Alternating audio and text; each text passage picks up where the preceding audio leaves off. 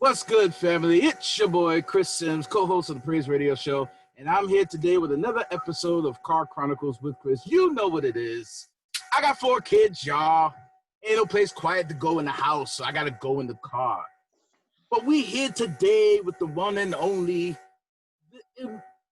possibly incredibly talented, the one and only Miss Simone Henry. How are you today, Miss Simone? I am doing well. Thank you so much for having me on. I appreciate it. I appreciate you agreeing to be on with us today and having a conversation with us. I'm really excited to get into some questions with you and to see about what you do. So let's Okay. get into this. Let's get into this. So tell the people a Sure. little bit about who you are, who Simone is, and what you do. Well, my name is Simone Henry. I am the founder of Eshe Music. Eshe is a word, it's a Middle English word that means everlasting, perpetual, forever.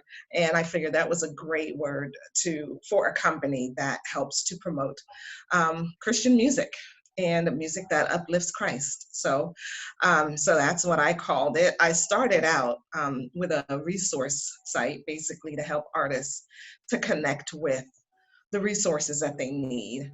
And then just recently I revamped and kind of rebranded, and now I am doing coaching for artists and really honing in and focusing on helping artists to build their fan base and make money with their music. That is the bulk of what I do.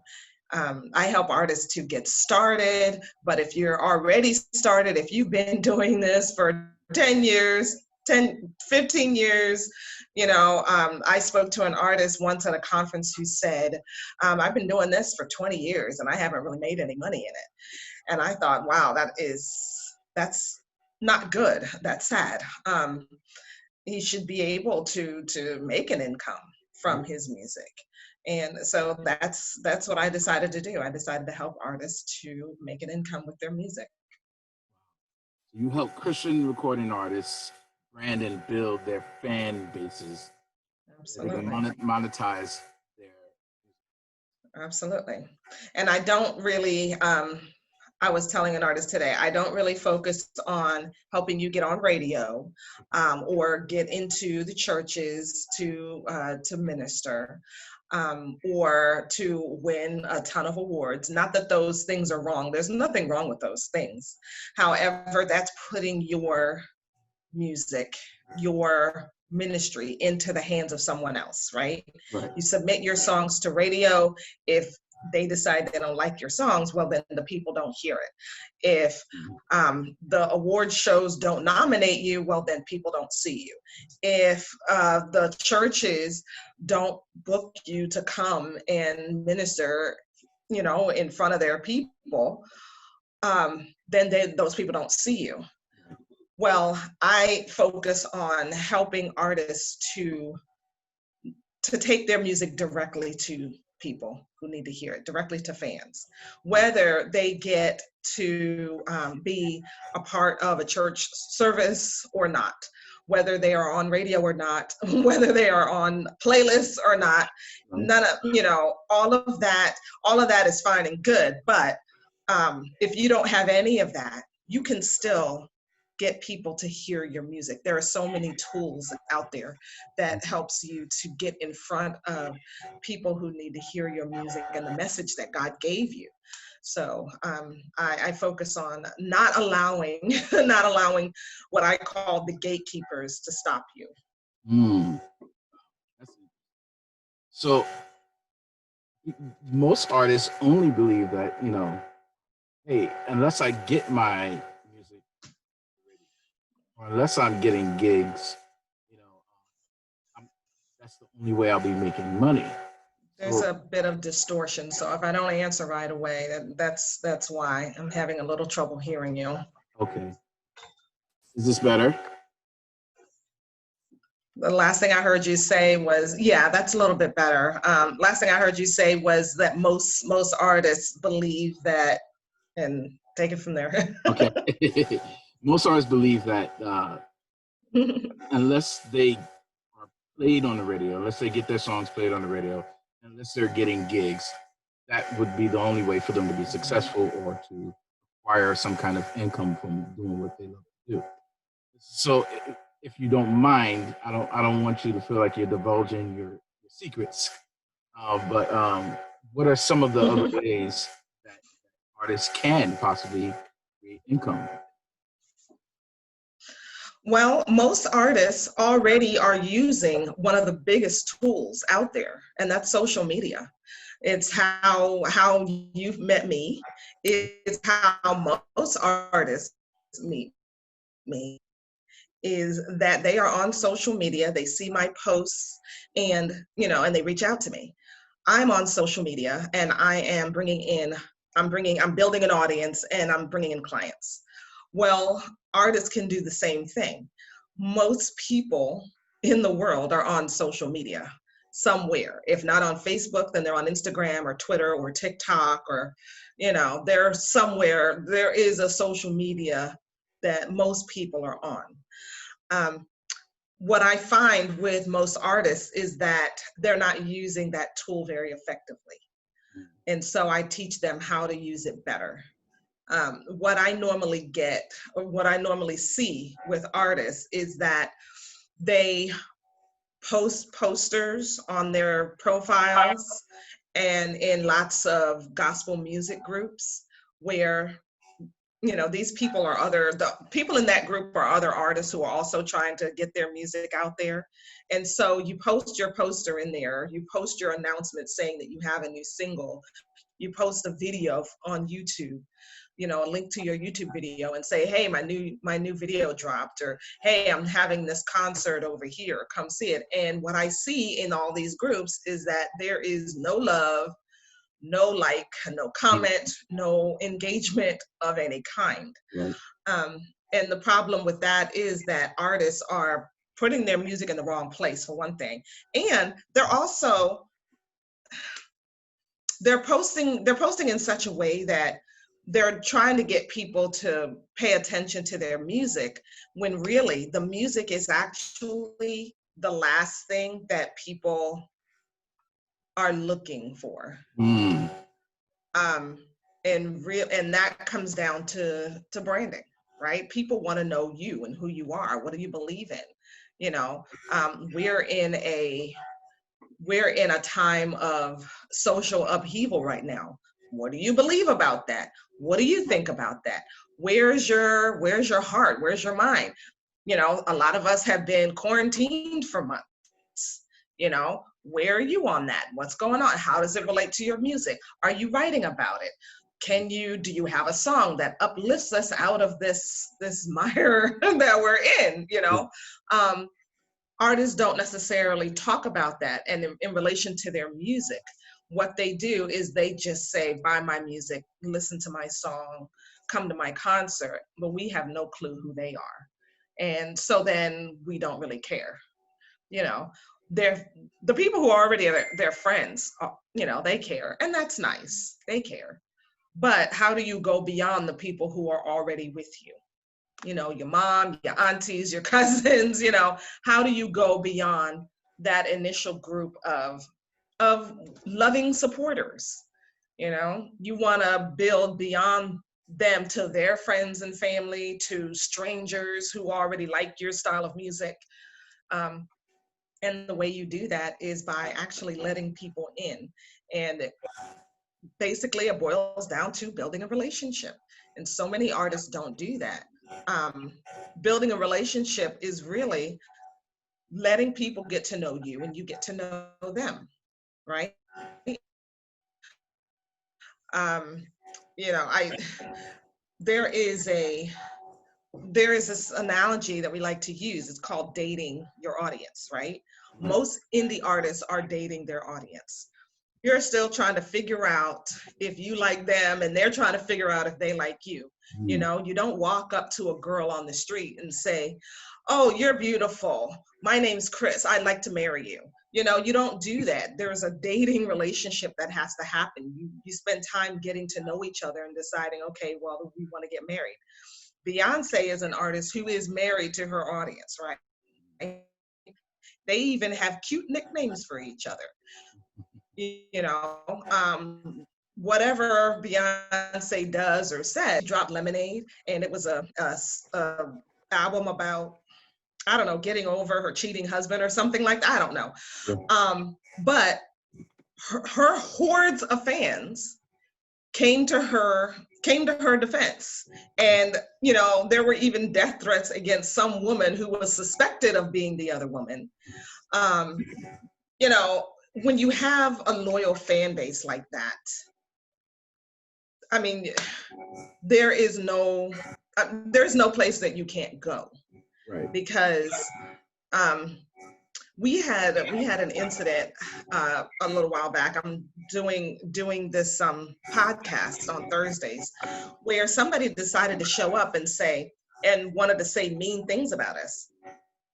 Well, we've been building up our fan base for a while, and our fans didn't pay him any attention, and he couldn't make any inroads on our podcast by saying negative things about us. Why? Because we've been building up our fan base. They came to our rescue, you know. So it's so important. That's where your income comes from, and that's where your opportunities come from.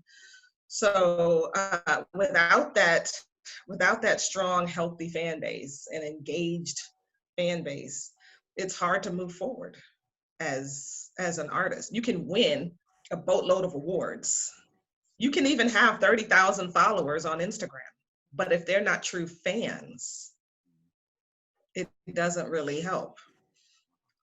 There was this lady recently who had, how many? She had thousands and thousands. I think she had like 3 million followers on Instagram. Well, one day she decided to sell some t-shirts. So she put them up for sale, and she got about 30 people buying them out of her millions of followers. She did not have true fans. She had followers. So there's a big difference. A lot of times when I ask artists, how many fans do you have? They'll say, oh, I have 5,000 followers on my Facebook page. That's nice, but are they truly fans? So I help artists to turn followers and casual music listeners into fans. Followers and fans are not the same. Not the same thing. Not the No. same. Wow. And the way to turn followers into fans is to bridge the gap and kind of create an environment where they feel like they know you. Absolutely. Wow, that's good. That's good, and I think that is an element that a lot of artists are missing. You don't know anything about them, and it's like, boom, here's my music, buy it. You know, right. And I think there's also an element of fear, I suppose. It's rare when we see somebody in our Facebook feed opening up and talking about their lives. And I think that a lot of artists are afraid to do that. There is one artist I know who does that on a regular basis. She doesn't market her music. She markets herself and her family. So what you'll see on her feed are stories about her health. She has an immune deficiency disease. You know, that's really bothersome. But whenever she talks about it, she always talks about that in relationship to her faith. She talks about being a mother. She has 4 children. She talks about being a wife, you know, and that's mostly what she talks about. Every so often, she'll bring up, I'm having a concert over here. I'm doing such and such over there. I've been to a few of her concerts. Every time I go, the place is packed. People feel like they know her. And so they want to come in person and see this girl who they've been getting to know on social media. And it works. So let me ask you, Simone, who are some of your previous clients, if you don't mind? I can't give out their names unless, they want, Understood. unless I get permission first. Right.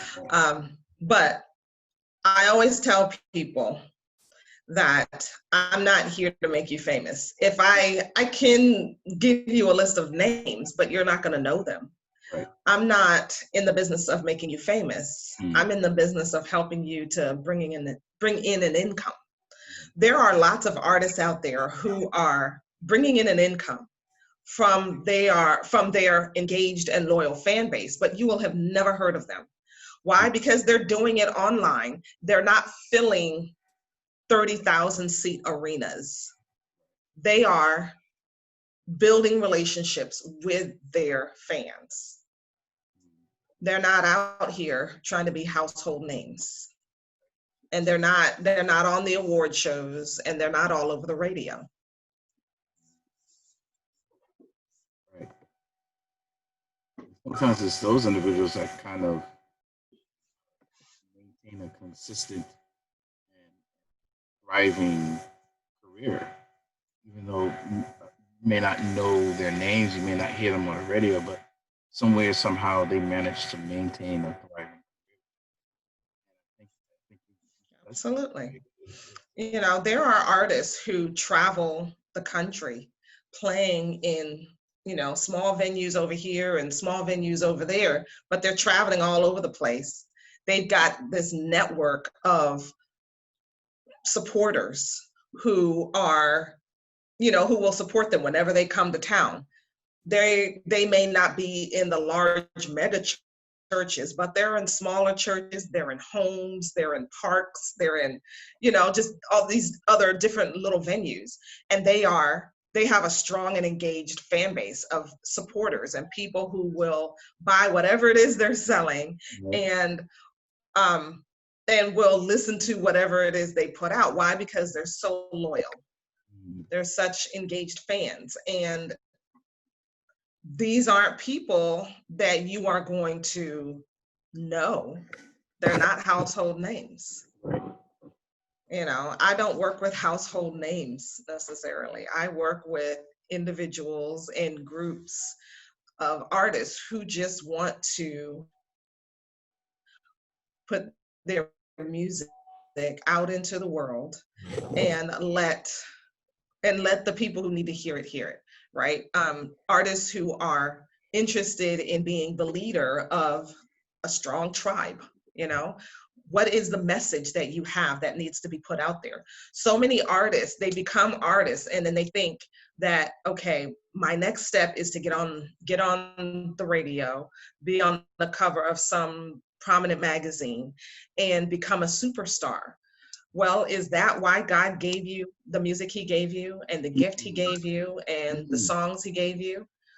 Or is there a particular person that he wants you to reach? Is there someone out there, a group of people out there who need to hear your testimony?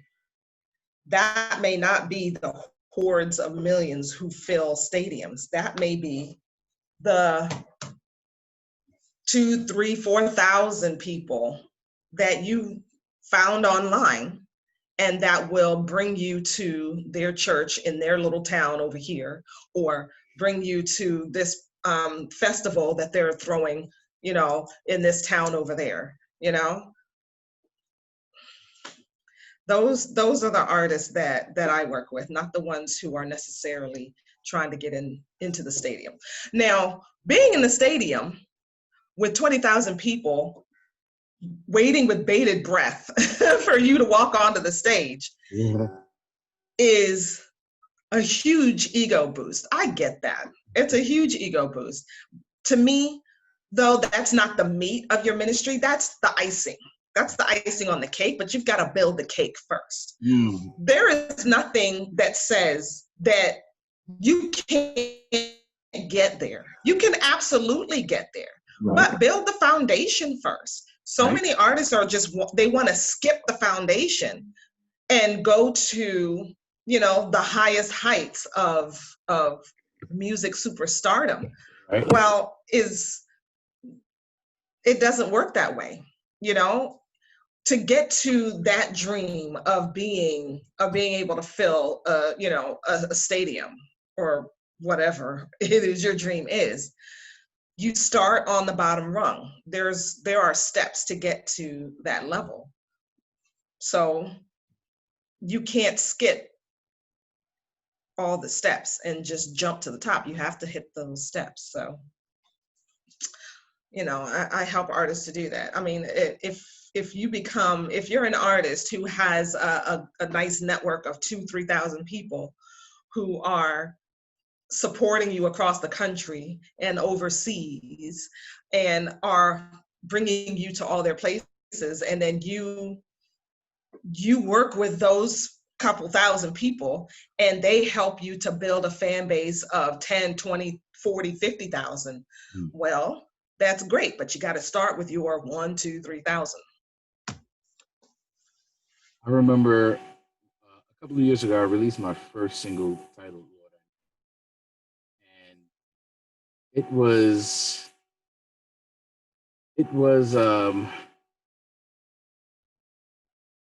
so difficult for me to release it because I was not satisfied with it. So I was like, but the reason why I released it is because I felt God telling me like really strongly to release it now. God, man, I don't want to do this. I released it, and when I released it, about a couple of months later, somebody reached out to me via social media and said, "Thank God for your song." They said that they were contemplating suicide. I see. Heard the song, and it changed their mind. And I was like, "Wow." That's why God gave you the song. Right. To reach out to that person. Right. Because God cares about us and He loves us so much that He would go through those extra lengths. For the one, He would say, "I would have Chris write a song just for that person." And so it's something that we have to keep in mind as artists, that we're not called to be superstars. We're called to be servants. Absolutely. We have to keep that in mind when we're being creatives and we're putting out content and putting out our music. That's what we're here for. Absolutely. The world, one note at a time. Absolutely. And we also have to remember to not despise humble beginnings. Right. We all have to start somewhere. We don't come out of the womb knowing how to do calculus. We have to learn how to add 1 and 1 first, right?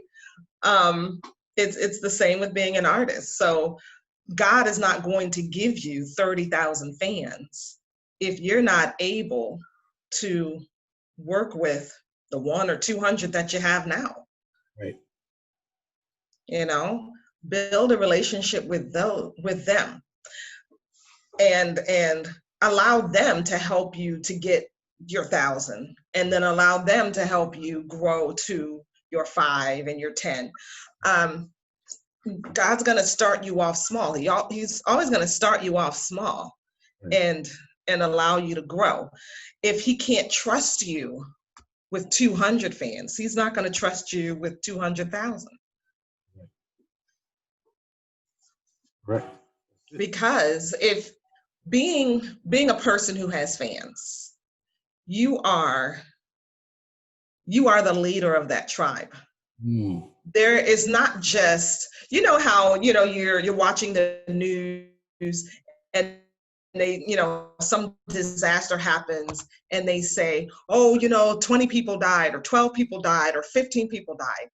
It always comes across to us as just numbers, but each of those numbers are people with lives and families and hopes and dreams, and bills and children and mothers and, Every time you put out a song, every time you stand up on a stage and sing something or play something, you're touching someone. And we have to remember that online as well. There is somebody on the other side of your computer screen. So when you're posting something and you're just saying, buy my song, imagine you were in real life, you were walking past this person in a Starbucks. And what would you say if you wanted this person to buy your song? Would you just walk up to them, shove a CD in their face and say, hey, buy this?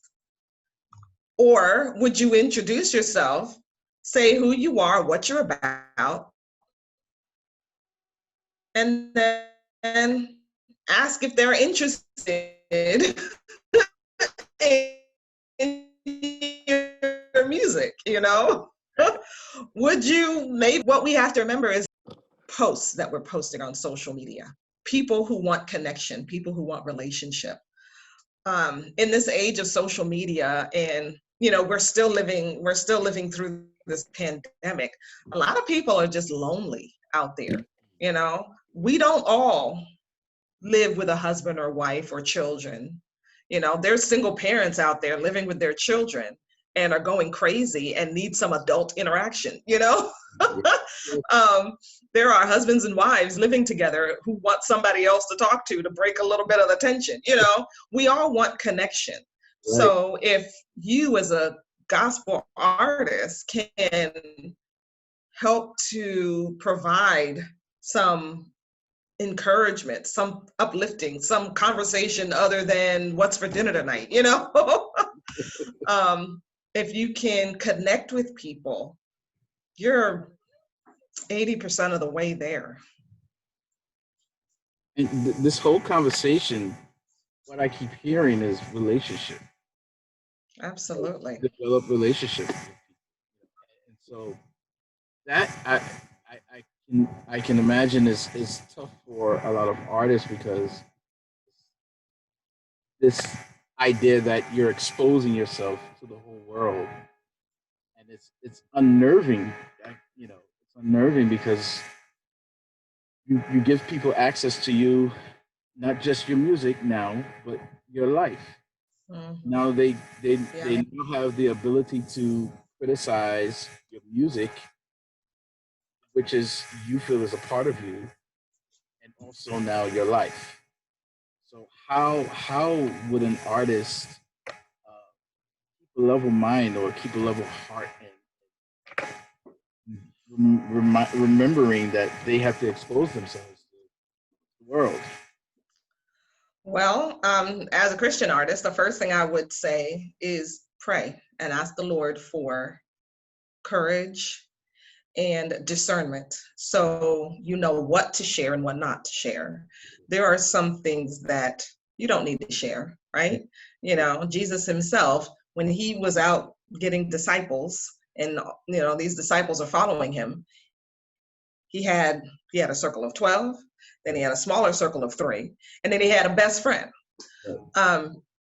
There are things that you're going to share with your best friend that you're not going to share with 12 other people. So use social media wisely. Look at people as share with them the things that you would share with an acquaintance that that you're trying to get to know. And it should also have a purpose, right? Don't just share, I had eggs for breakfast this morning, and there's no real purpose to why you're telling them that. You're just kind of, telling people all your business. I feel like there should be a purpose to why you're sharing it. Has God taught you a lesson in a particular experience? The argument you had with your husband this morning, did God bring some new awareness to your mind while you were having this argument? And then sprinkle in news about what you're doing. Most regular fans, and I count myself one of them, they've never been in a studio before.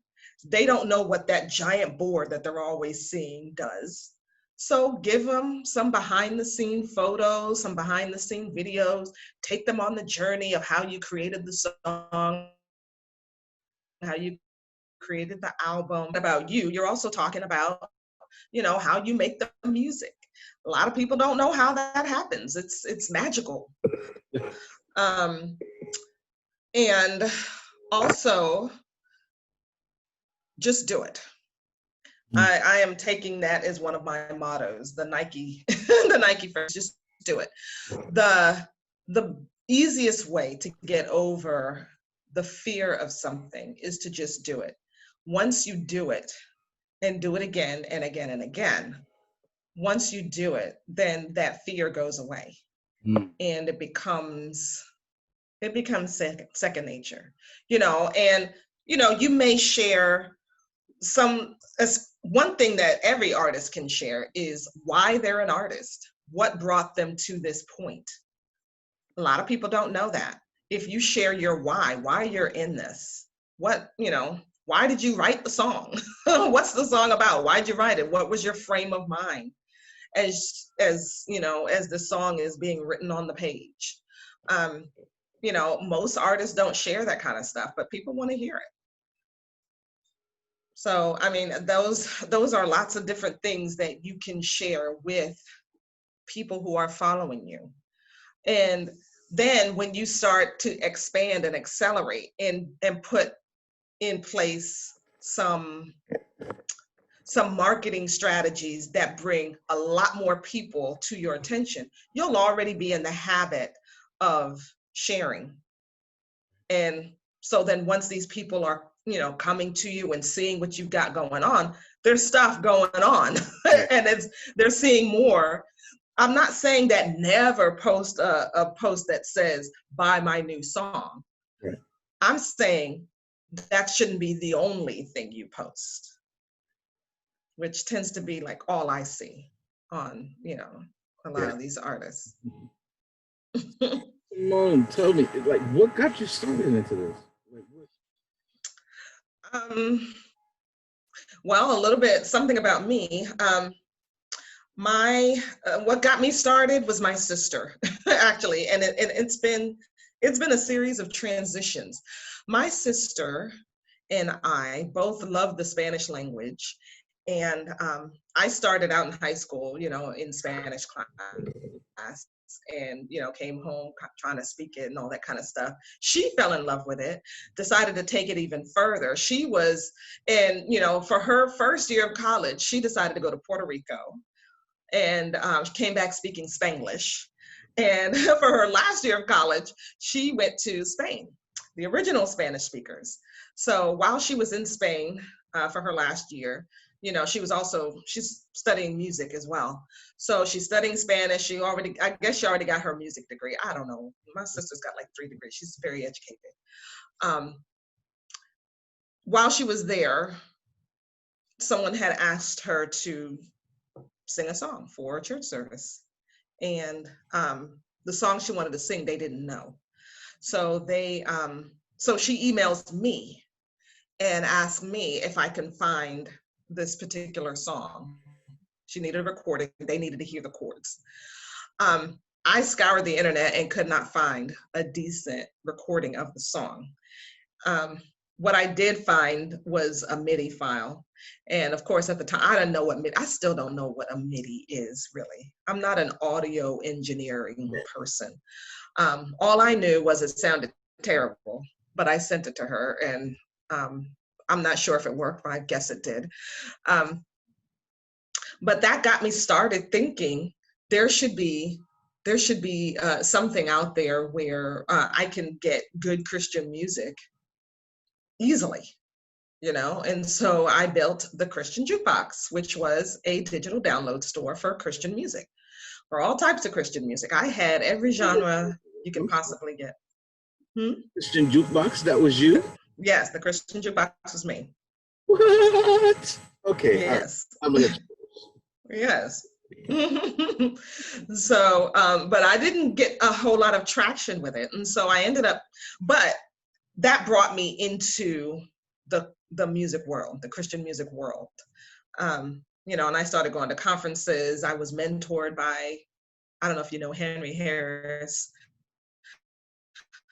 Um, you know, came in contact with Philip Carter and, you know, a bunch of different people, the digital download store itself. And so I ended up shutting it down. But before I shut that down, I started a radio station. I started CJB Radio and worked with somebody to run that for a while. And then that became a lot of work. And so I ended up shutting that down. Well, before I shut it down, I started Eshe. And the reason I started Eshe was because even though before I had shut down the Christian Jukebox, I had started actually building it out into like a resource site, but I wasn't getting a whole lot of traction with it. And then that idea just kind of came back to me. And so I kind of built Eshe into that, or I was building it. But it's very hard without a team. you need like an army of developers really to do a lot of the online stuff. So right now, I decided to rebrand it into something that I can do as a one-woman show. So right now I'm doing coaching and consulting. And that is allowing me to help artists in the way that I can. And when artists are asking me for help and for those resources, I'm able to just give it to them rather than trying to put it all into a website and all that stuff. But eventually I will build that up again. I think, you know, I want to have a database. I want to have like not a Craigslist, but like an Angie's List for indie artists. Yeah. Yeah, that's basically what it was. It was like an Angie's List for artists. That would definitely be awesome. Yeah. Yeah, now that I'm thinking about it, I think I'll put that back together, right? Because artists ask me all the time, do I know a good producer? Do I know a good image consultant? Do I know, somebody who plays drums, somebody who plays the horns? You know, I get asked that all the time. So having a resource site like that would be a good thing, I think. That's really awesome. So, sister, saying Puerto Rico, Spain, and kind of got. I want you to talk about jukebox a little more because I remember jukebox. I do remember jukebox. Yes. So,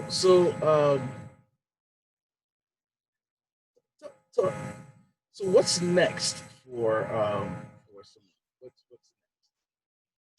What's next for me? I think the thing that I want to do next, I want to build out my consulting practice to a point where I am able to support groups and also have a good sized membership that will bring in enough income where I can build out that resource site, as well as, well, you asked what's next, not like future. So I'm going to stick with that. I'm going to stick with that for now. Okay, all right. So there are a lot of artists out there who are trying to figure out where do I start. I have my song. Where do I start? Where do I go? You start with your branding. Figure out who you are and how you want to show up to your fans. That's the starting point.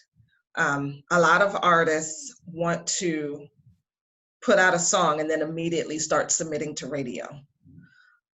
Radio is not effective unless you have some infrastructure in place, because people, radio might like your song and decide to pick it up and play it constantly.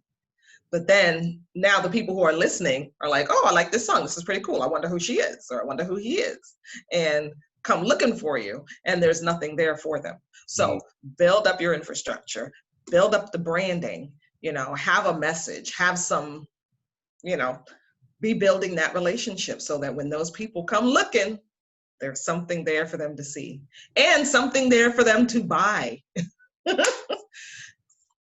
And again, the concept of relationship comes back up because it's like, you have to know who you are, and in order for you to know who you are, you have to have a relationship Yeah. with yourself. You have to know who, you gotta spend time with yourself, get to know who you are, get to know the things you like, know and understand the things that you should be sharing. Absolutely. Absolutely. So that's wow. Relationship. That's what I'm hearing.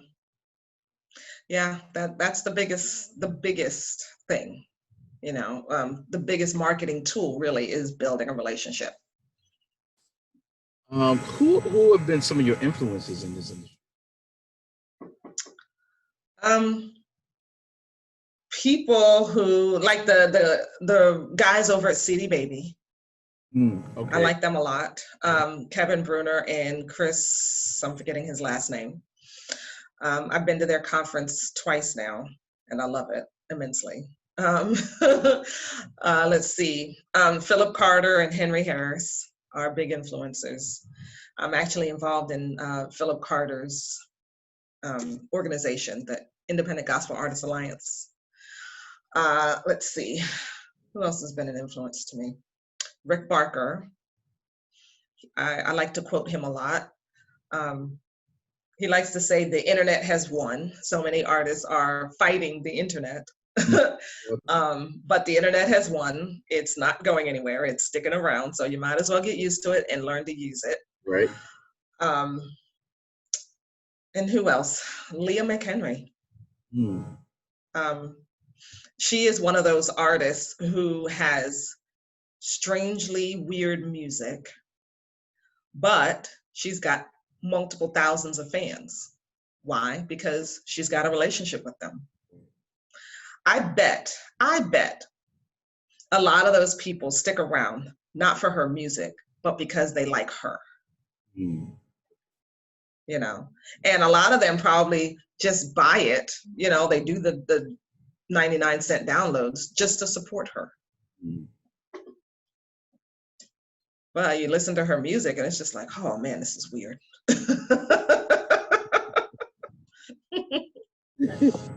What's so funny about the idea of artists sharing their lives is a lot of artists I found are introverts, Mm, and it's like it's scary for them yeah. to share their life. So are there any tips that you think that they could use to overcome that fear? Um, I'm an introvert myself, so I know how they feel. I was insanely, ridiculously shy as a kid, um, and didn't want to speak to anybody that I didn't already know. Mm. Um, and even now, I am, during this pandemic, I have been perfectly okay being in a house by myself with no one around. I've been okay. I've been just fine. Um, you know, I've got the internet. I'm good. Right. But for for introverts who want to start sharing, pick something that is okay to share and go with that. And just share it and tell stories around that one thing. And you can build up from there. Every one of us has a little bit of extroversion in us. Right.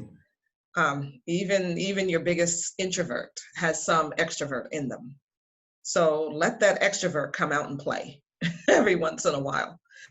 Let them come out into the sun and shine and tell the world, this is me, this is who I am. I mean, if you're willing to share your music, start there. Start with why you're doing this. What was it God gave you? Mm. What do you want to say? You know, Right. Start there. And as people respond, then respond back. even if it's just to say thank you. People like to be recognized. People like to know that you care. Um, people like to know that, you know, they want to be seen. They want to be heard.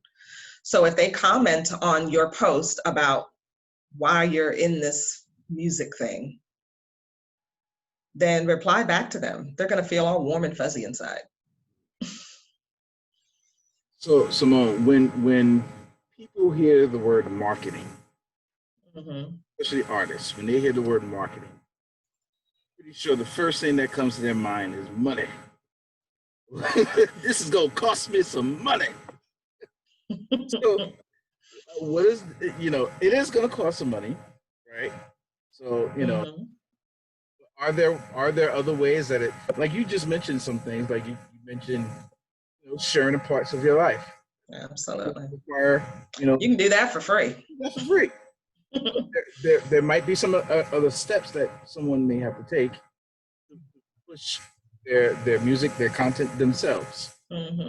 So, what is the importance of that?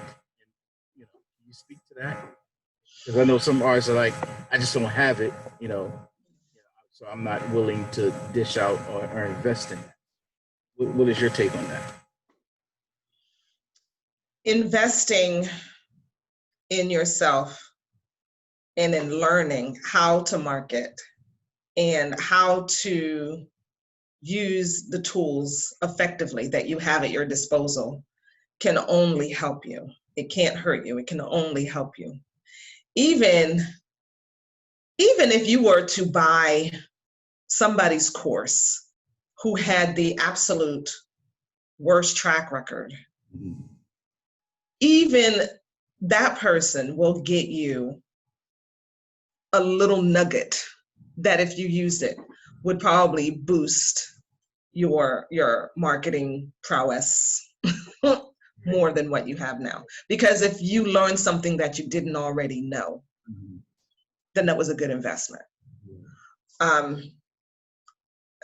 I say to artists, don't be afraid to invest in yourself. What you're doing is you're investing in learning something that you didn't already know, right? I do interviews like this. I am fine with sharing what I know. However, I can't give you everything in this hour-long Zoom call.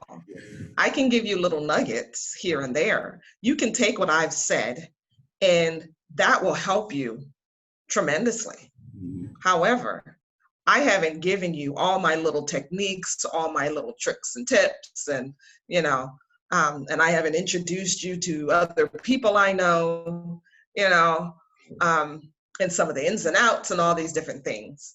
So it behooves you to invest if what you want to do is grow your ministry and start bringing in some income. I know as a Christian artist that money is not your main focus. Most Christian artists, what they tell me, I ask them for their goals, right? And they tell me, I want to spread my message to the world. I want everybody to know that God loves them, and that's wonderful. And that's a lofty goal. But that's not something that I can help you with. I can help you to figure out how much money it's going to take to get your music in front of all these different people that you want that you want to touch. I can help you make enough money to buy a new van so that you can go touring, the Southeast or whatever. Money isn't necessarily your biggest goal, and that's fine. It doesn't have to be. However, you do need money in order to move forward in your ministry. That's just reality. So many people don't like to talk about money, but money is not the evil thing. I feel like not having any money is pretty evil. Not having money kind of stops you from getting on an airplane when somebody in Europe calls and says, I heard your music online and it was just phenomenal. My sister loves it, my church loves it, my pastor, everybody loves it. We would love for you to come. You know, you need money to get on an airplane, you need money for the hotel, you need money for all these different things. You need money so that your day job isn't funding your dream and your ministry, right? Your day job, the money coming in from that can go to just sustaining your family. And this other thing you've got going on that you're not doing full time, you can have that not suck up all the money that you're getting from your 9 to 5. So, you know, you can afford to buy piano lessons for your children and release that new project. You know, you can do both. Right. And it's so Money helps with all of that. true. It's true. And it's such a crazy thing because I personally struggled with that. I hate kind of having that conversation with churches. Well, I used to. I'm kind of better at it now, but I used to. Because like it really is some of the lessons. Like even looking at some of your posts, like lessons that I've learned from people like you, where I learned to value myself and not be afraid to say, okay, if you want me, if you want my services, you want my ministry, then this is what it's so, but I know that kind of discomfort with having that conversation, especially when it comes to churches, like this, you feel awkward, you feel weird having that conversation. Yeah. And yeah, and that's another thing too that I almost never bring up. But I mean, if you were to have a nice, healthy, engaged fan base that was buying all the kinds of stuff, all these different things that you were selling, then if you wanted to provide your services to a church free of charge, because just because you felt the Lord saying, you know, they can't necessarily afford it, but they really need you to play, then it wouldn't be as big a deal, you know? It's like, yeah, we know you work hard on your music.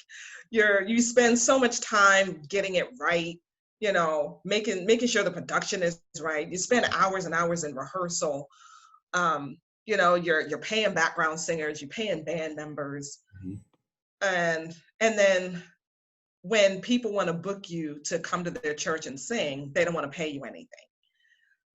That must be awful and just terribly discouraging.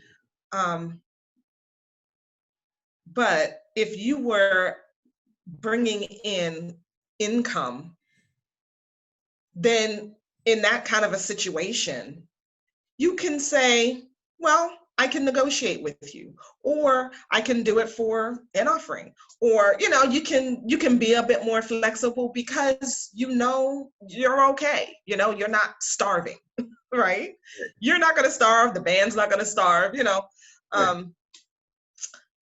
but if and and if you have that healthy, strong fan base and people are seeing how much you work and they get to know you and all this stuff, then you're also showing your worth and you'll get better offers, I believe. You'll be, if you get more offers, then you'll be able to pick and choose better, right? You know, well, this one over here, they're not really, they're just trying to get over. They're not, you know, they're not paying anybody anything. You know, there are churches out there who will bring in, you know, Yolanda Adams and pay her thousands, but on the exact same concert or something, they want to book you and pay you nothing. You know, it's, yeah, give you a chicken sandwich, right? I don't even need chicken. So then you're able to pick and choose and say, okay, well, thanks, but no thanks. I'm going to go over here. I'm going to take this offer over here because they're actually valuing my services and my music and my gift and my ministry, you know? So it gives you more to work with. It's amazing. I think you've given a lot of amazing advice. I'm sure you could give more.